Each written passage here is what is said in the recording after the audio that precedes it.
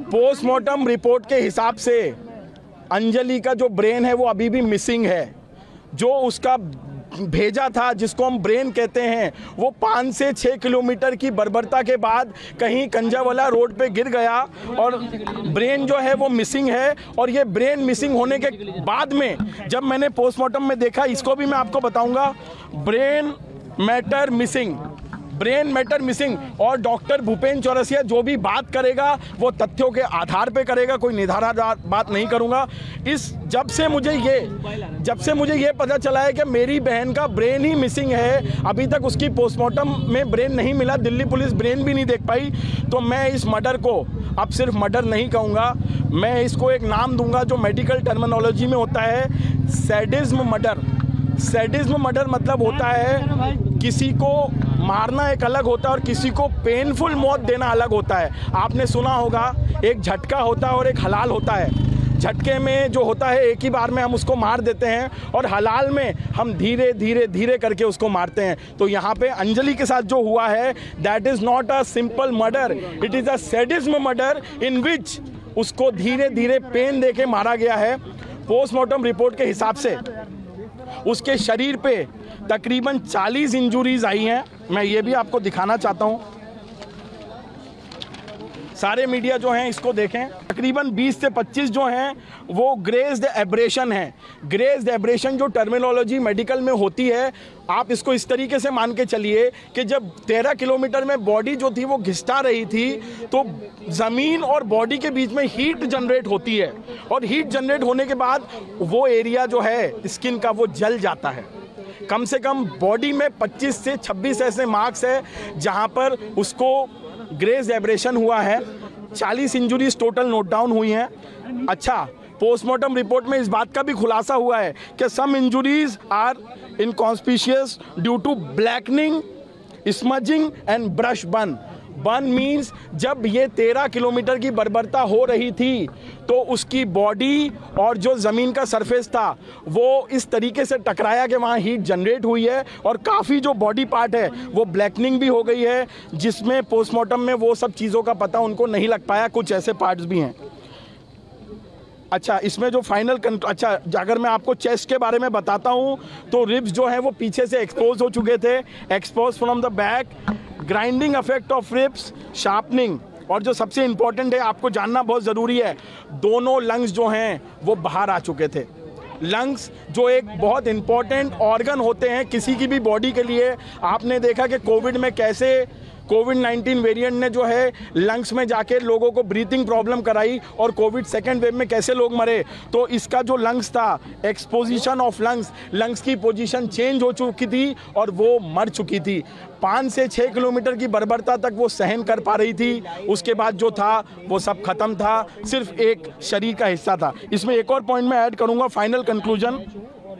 जब ये 13 से 14 किलोमीटर की बर्बरता हो रही थी तो इस बीच में बॉडी में ब्लड लॉस हुआ है और ये ब्लड लॉस की वजह से उसको शॉक हुआ है, हीमोरेज हुआ है और एंड में कुछ जो इंजुरीज हैं वो एंटीमॉर्टम इंजुरीज हैं।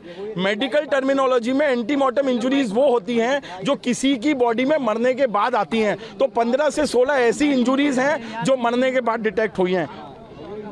Injuries produced by blood and the last word जो आपको नोट करना पड़ेगा, जो ये प्रूव करता है कि ये जो है एक सैडिज्म मर्डर है, that is the death is due to vehicular dragging.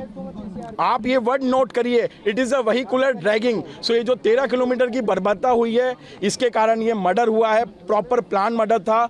मैं मीडिया के माध्यम से निधि के सारे आरोपों को बेबुनियाद बताता हूँ। और एक चीज़ और मैं बोलना चाहता हूँ मीडिया पे, एक इंसिडेंट होता है, 2 लोग एक ही स्कूटी पे हैं, एक बच्ची के साथ इतना घनन अपराध हो जाता है, वो मर जाती है और एक बच्ची जो है वो सडनली एक साइड हीरोइन की तरह 75 घंटे 80 घंटे गायब होती है और सडनली प्लांट होती है कि भैया मैं भी उस वाक़ये में थी और ऐसा ऐसा हुआ। तो मैं निधि के सारे आरोपों को बेबुनियाद बताता हूं। मैं अपनी प्रेस कॉन्फ्रेंस को इसी तर्ज पे ख़त्म करता हूं। उसके बाद आप जो भी क्वेश्चन आंसर है आप पूछ सकते हैं। सर, अल्कोहल वाले पॉइंट पे 1 minute, let me finish then you last. End में मैं यही कहूँगा कि निधि के सारे आरोप बेबुनियाद हैं। अंजलि को जो है इंसाफ मिलना चाहिए। और मैंने फिर से, मेरे से काफ़ी मीडिया वालों ने पूछा, सर मनीष सिसोदिया जी आए थे जो डिप्टी सीएम हैं, उनने क्या बोला, क्या कहा? परिवार चाहता था कि जब कोई पॉलिटिकल नेता आए, एलजी साहब आए, केजरीवाल साहब आए या मनीष सिसोदिया जी आए, तो मैं उसमें इन्वॉल्व रहूं, मैं उनसे बात करूं। मैंने परिवार को ये कहा कि देखिए मेरी जो लड़ाई है वो सिस्टम से है, मेरी जो लड़ाई है वो ये दिल्ली के सिस्टम से है, चाहे ये केजरीवाल का दिल्ली हो, चाहे ये मोदी जी का दिल्ली हो। तो मैंने कहा वो आपका पर्पस है, उस पर्पस से आप फैमिली से बात करिए। मेरा सिर्फ एक ही पर्पस है कि अंजलि को इंसाफ मिलना चाहिए और हम अंजलि को इंसाफ दिलवा के रहेंगे। आरोप लगाए, एक बार उस पर बताइए डॉक्टर, वो कह रही थी अंजलि ने शराब पी हुई थी, मना कर रही थी। सर देखिए मेरी बात सुनिए, हम सब बहुत एजुकेटेड लोग हैं। अब तो आप सबको भी पता है कि अंजलि जो है अब इस दुनिया में नहीं रही, तो सिर्फ एक ही तथ्य पे हमें पता चलेगा कि उसने अल्कोहल ली थी या नहीं ली थी। अभी मैं 5 मिनट के आसपास आप सबके साथ ये पूरे 10 पेज की जो PDF है इसको शेयर करूंगा, जो व्हाट्सएप पे चाहेगा उसको व्हाट्सएप पे भी दूंगा। आप अभी इसको नोट डाउन करिए। ये लाइन जो है सर मैं दिखाता हूँ, ये लाइन जो है ये निधि के सारे जो आरोपों को जो है बेबुनियाद प्रूफ करती है। ये देखिए प्लीज आप इसको देखिए, इसको लाइन अप करिए। अरे यार आप नहीं आप देखिए, कोई बात नहीं, कोई बात नहीं सर, इसको जो है देखिए आप। सर मैं आप लोगों को अभी PDF कॉपी दूंगा।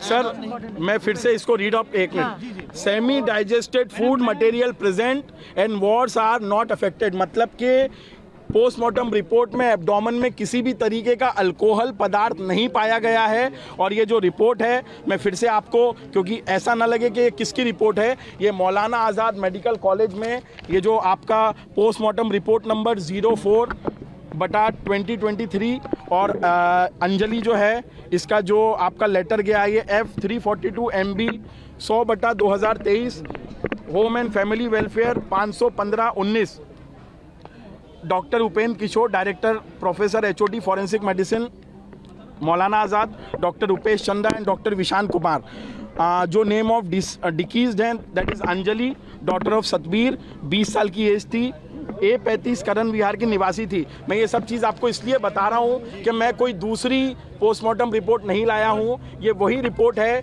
जिसको एंड में आपके ये तीनों डॉक्टर साहब ने अपने सील और साइन के साथ जो है वेरीफाई किया। भूपेंद्र चौरसिया जी। आप ये बताइए कि अब क्योंकि आप लोग लगातार कह रहे हैं कि 302 का मामला बनता है, अभी पुलिस ने ऐड ऑन नहीं करी है। सर देखिए परसों जब मैं परिवार के साथ वहाँ पे SHO साहब से मिला था सुल्तानपुरी में, तो मैंने SHO साहब से सबसे पहले मिलते से यही बात कही कि ये 302 का मुकदमा है, इसको 304 में ना डाल के 302 में डाला जाए। तो उनने मुझसे एक छोटी सी बात कही थी कि आप जो अंजलि की मदर हैं उनसे बयान जारी करवा दीजिए। हमने ऑलरेडी लिखित में बयान दे दिया है कि उसकी मदर ये सस्पेक्ट कर रही है कि इनका जो है मर्डर हुआ है, और 302 के लिए उस टाइम वहाँ पर जो SHO साहब थे मलिक साहब, उनने यस बोल दिया था। अभी मैं मीडिया रिपोर्ट से मुझे पता चल रहा है कि शायद अभी भी ये 304 के मामले में चल रहा है। तो इसके बाद मैं परिवार के कुछ सदस्यों के साथ, अगर परिवार के सदस्य ना भी जा पाए तो मैं खुद जो है यहाँ से सुल्तानपुरी थाने में जाके SHO साहब से मिलूंगा। अभी भी आपको शक है कि क्या कुछ गलत हुआ होगा मर्डर के अलावा भी अंजलि के साथ, क्योंकि ये सवाल अभी भी खड़ा है। देखिए सेक्सुअल असॉल्ट जो है, मैं पोस्टमार्टम के हिसाब से सेक्सुअल असॉल्ट नहीं आया है। और मैंने फिर कहा कि मैं कोई भी आपको इन्फॉर्मेशन सिर्फ एक ब्रेकिंग न्यूज़ बनाने के लिए नहीं दूंगा, मैं तथ्यों के आधार पे बात करूंगा। तो मैं सेक्सुअल असॉल्ट को नहीं एक्सेप्ट कर रहा, बट जो एक थ्योरी जो निधि के द्वारा एक थ्योरी चल रही है इस बीच में, क्या जब ये वाकया हुआ तो निधि वहाँ पर मौके पे मौजूद थी, इस बात का मैं खंडन करता हूँ। क्योंकि 3 CCTV फुटेज अभी तक मैंने देखे हैं इस मामले में। 1:30 का CCTV फुटेज है जो होटल का है, जिसमें वो दोनों आपस में कुछ बात कर रही हैं और बाद में निधि जो है वो गाड़ी चलाते हुए जाती है। किसी मीडिया रिपोर्ट से मुझे पता चला है कि 1:35 या 1:40 का एक मीडिया फुटेज है जिसमें निधि अपने घर पहुंच चुकी है ना? जी जस्ट लेट मी फिनिश। 1:35 पे निधि अपने घर पे पहुंच चुकी है। 2 बजे जो सीसीटीवी फुटेज आता है उसमें अंजलि अकेले गाड़ी ड्राइव कर रही है। तो मैं आपको फिर बताना चाहता हूं, अगर रात को 1:30 बजे मैंने अपने दोस्त को उसके घर छोड़ दिया तो ये क्या मामला है कि 3 घंटे 1.5 घंटे के बाद या 1 घंटे के बाद वो मौके वारदात पे ये कहता है कि मैं भी उस स्कूटी में बैठी थी और जब ये सब वाक़या हुआ तो मैं वहां से भाग गई। तो ये सब चीजें जो हैं वो शंका के घेरे में है सर। सीसीटीवी का टाइमिंग जो था वो लेट था और 2-2:15 के करीब की वो फुटेज है जब वो भागते हुए घबराई हुई अपने घर नहीं, मुझे सर एक बात बताइए, मैं ये मान के चलता हूं कि जितना भी पुलिस ने सीसीटीवी फुटेज खंगाले हैं हम उसी टाइमलाइन को मानेंगे जो उसमें दिए गए हैं। आप एक सीसीटीवी फुटेज में कहते हैं कि 1:30 बजे का सीसीटीवी फुटेज का टाइमिंग ओके है और 2:30 बजे में अगर पुलिस ये कहती है कि नहीं भाई साहब ये 1:30 का नहीं है, ये तो 2:30 बजे का है, तो ये अपने आप में एक शंका की बात है। क्योंकि सीसीटीवी फुटेज में जो टाइमिंग है, मैं सारे सीसीटीवी फुटेज के टाइमिंग के आधार पर मैं इस तथ्य को मानूंगा।